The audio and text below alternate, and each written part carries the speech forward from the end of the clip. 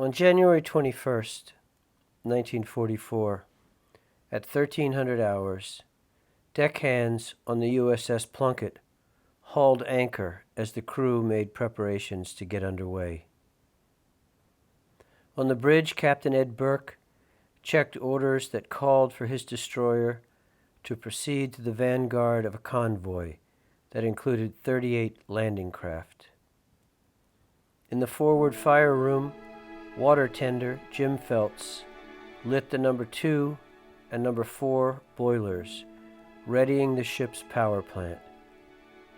On the highest part of the ship, gunnery officer Ken Brown squeezed through a hatch in the fire control director to join 5 other men who would manage the ship's battery of 5-inch guns.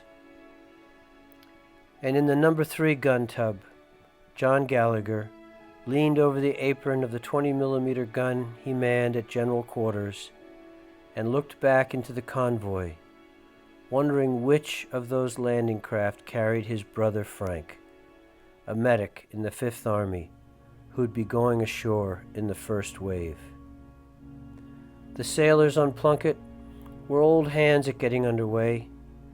They'd come into the war at Casablanca more than a year earlier and had been steaming toward the red-hot center of it ever since. They'd come under aerial assault for the first time at Gela in Sicily.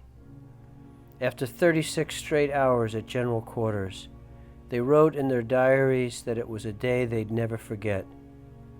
Soon enough, that day would become a day just like any other, and then they would get worse. The Maddox went down with 211 of her crew in that first invasion off Gela.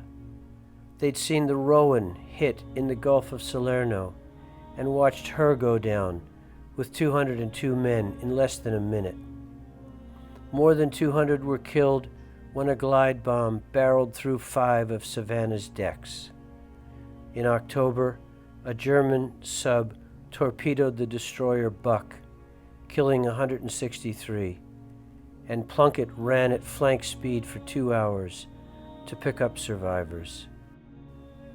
The depths of this war were tugging at them like a whirlpool, and the bombs were falling closer and closer.